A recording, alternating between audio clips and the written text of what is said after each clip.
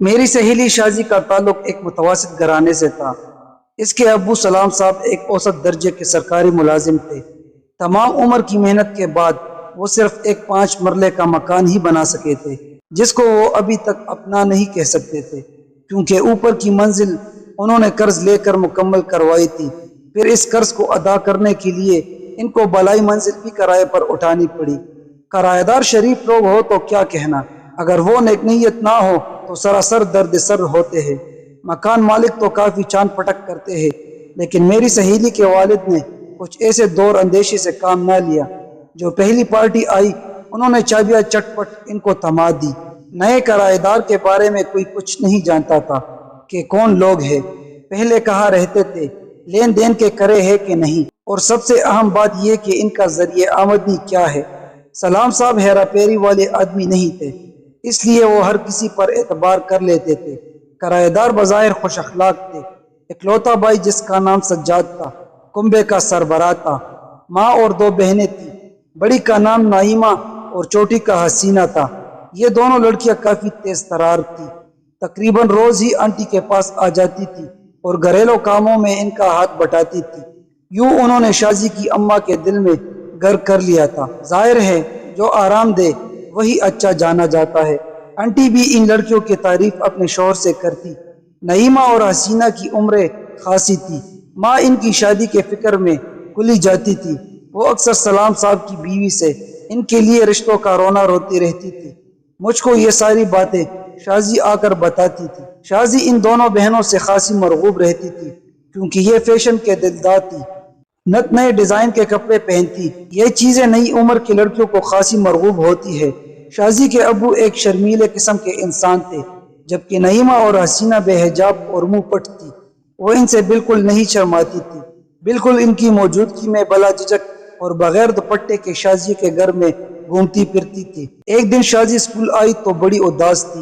کہنے لگی ہمارے ابو اوپر والی آنٹی اور ان کی لڑکیوں کا ہر کام کر دیتے ہیں، لیکن امی اور ہمارا کام نہیں کرتے ہیں۔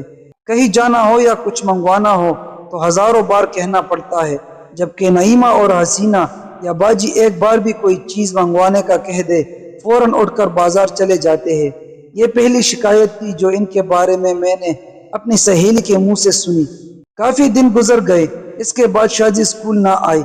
پھر سنا کہ اس کی امی سخت بیمار ہے۔ تبھی میں اور امی آنٹی کی عیادت کو گئی۔ آنٹی بستر مرگ پر پڑی تھی۔ ان کو ایسا گن لگ چکا تھا کہ جینے کی امید نہیں تھی۔ ڈاکٹروں نے جواب دے دیا تھا وہ 15-20 دن کے مہمان لگتی تھی۔ اس دن شازی کے گھر میں نے پہلی بار نعیمہ اور حسینہ کو دیکھا۔ وہ دوڑ دوڑ کر سلام صاحب کا کام کر رہی تھی۔ وہی چائے بنا کر لائی، ہمارے بھی خاطر مدارت کی، گویا انہوں نے اپنے مالک مکان کا گھر سنبھالا ہوا تھا۔ ان کی ماں آنٹی کے چرپائی کے ساتھ ہی تخت پوش پر بیٹھی پان چبا رہی تھی، اور لڑکیاں مکان میں یوں گھوم رہی تھی جیسے یہ انہی کا گھر ہو۔ ان خواتین کی شازی کے گھر پر اجراداری دیکھ کر امی حیرت زدہ ہو گئی۔ گھر آ کر کہنے لگی کمال ہے، شازی کی اماں ابو کے کوئی رشتہ دار نہیں ہے جو اس آڑے وقت میں ان کے پاس آ کر رہے، انہوں نے غیروں کا سہارا لیا ہوا ہے۔ شازی جب کافی دنوں بعد اسکول آئی تو غم سے نہ ڈالتی، اس کی اماں فوت ہو گئی تھی۔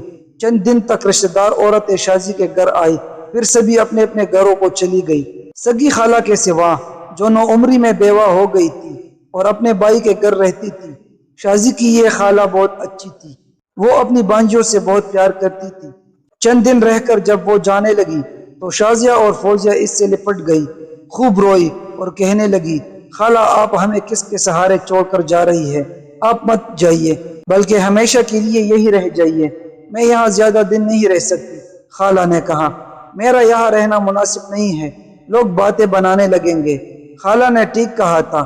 جب سے وہ شازی کے گھر پر تھی بالائی منزل والوں نے نیچے آنا جانا بند کر دیا تھا۔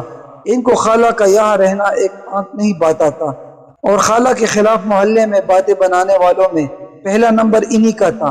خالہ شازی اور فوزی کو روتا سسکتا چھوڑ کر چلی گئی۔ تبھی نعیمہ اور حسینہ اور ان کی ماں آ گئی۔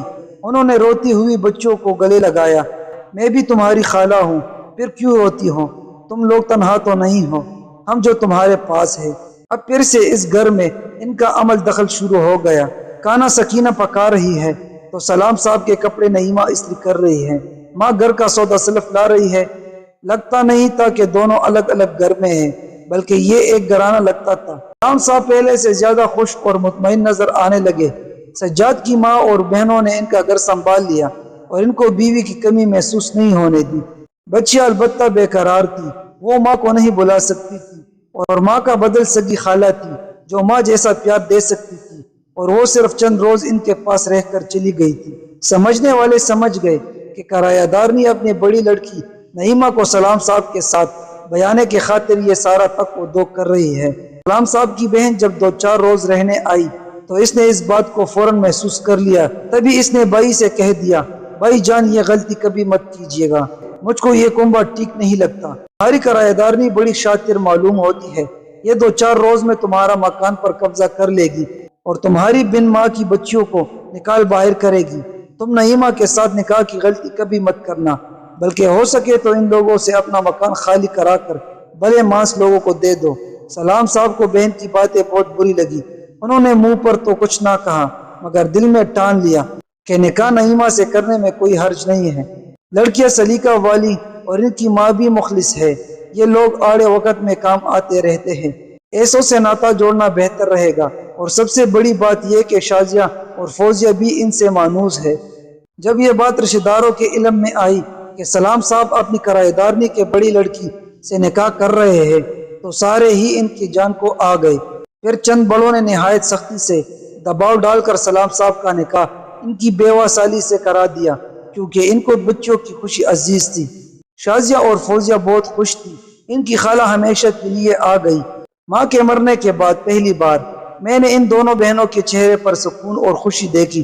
خالہ نے ماں کی جگہ لے لی تو ان سے بہت پیار اور شفقت کا برتاؤ کیا، لیکن اوپر کے منزل پر رہنے والوں کو ان کی پرسکون زندگی پسند نہ آئی۔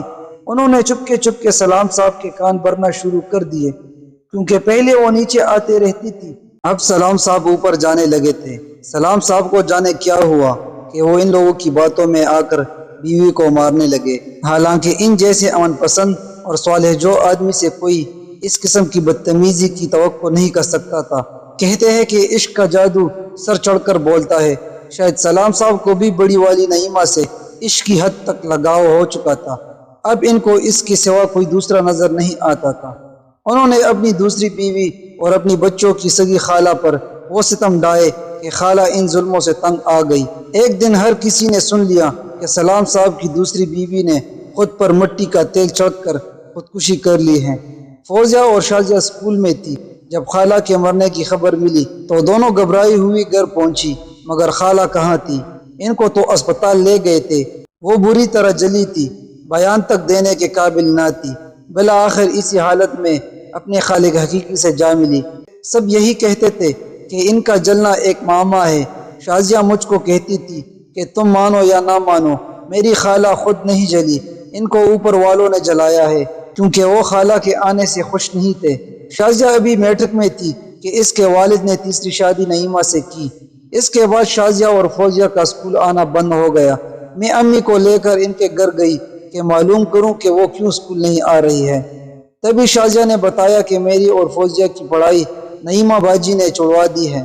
پہلے یہ ہمارے گھر کا کام کرتی تھی ابو کو خوش کرنے کے لیے، مگر اب ہم سے ہماری اور اپنے دونوں گھروں کا کام کرواتی ہے، اف نہیں کرنے دیتی، بڑی ظالم ہے، اتنی ظالم کہ کیا بتاؤں۔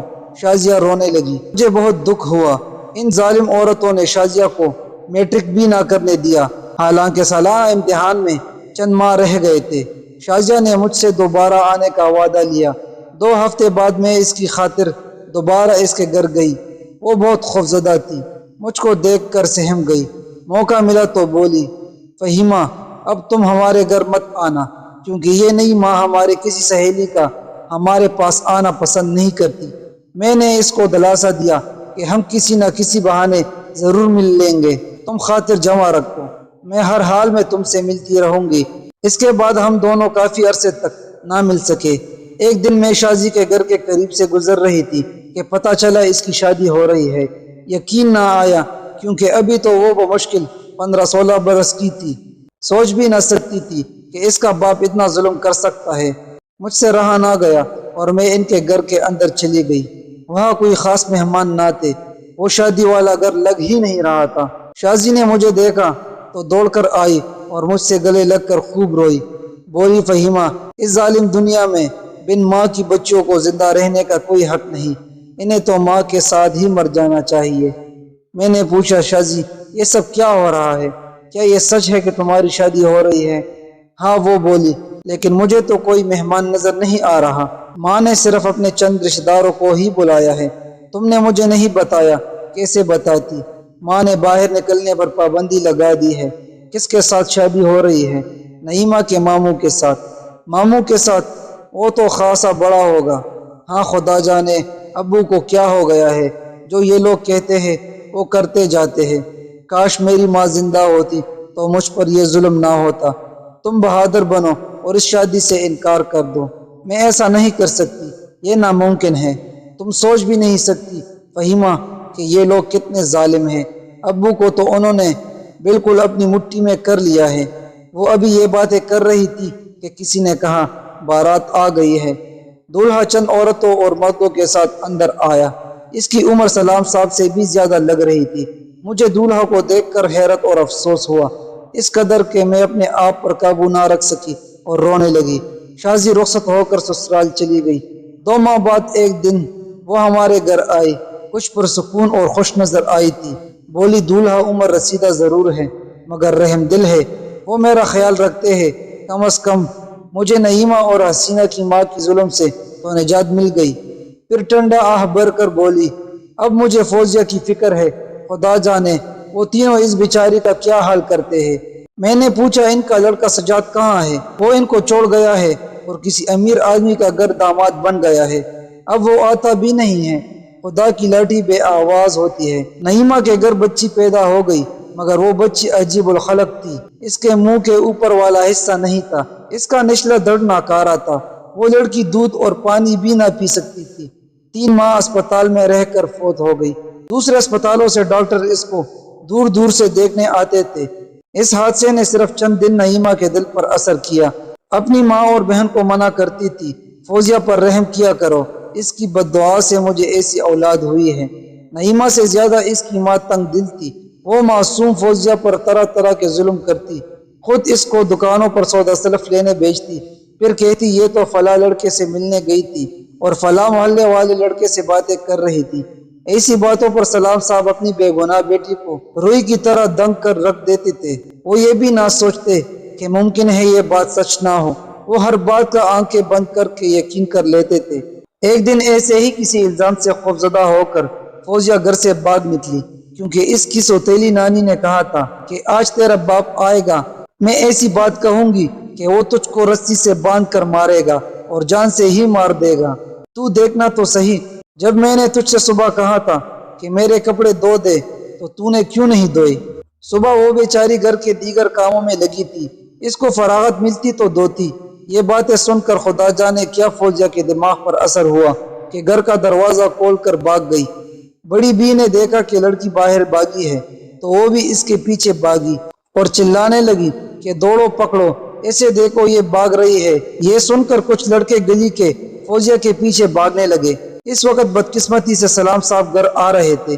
انہوں نے جو دیکھا کہ فوزیہ آگے بھاگ رہی ہے اور گلی کے لڑکے اس کے پیچھے بھاگ رہے ہیں تو ان کا تو سر ہی گھوم گیا۔ کسی طرح وہ فوزیہ کو سڑک سے پکڑ کر گھر لائے اور کمرے میں بند کر دیا۔ انہوں نے یہ جاننے کی کوشش نہیں کی کہ ان کی لڑکی آخر کیوں اور اس طرح پاگلوں کی مانند سڑک دوڑ رہی تھی۔ بس جو ان کی ساس نے کہا اس پر یقین کر لیا، پھر لڑکی کو پیٹا اور کمرے میں بند کر دیا۔ 2 دن بعد اس کا نکاح بھی شازیہ کی طرح اسی خاموشی سے کر دیا گیا جیسے طلاق یافتہ یا غلط کردار لڑکیوں کا کیا جاتا ہے۔ یوں فوزیہ بھی رخصت کر دی گئی۔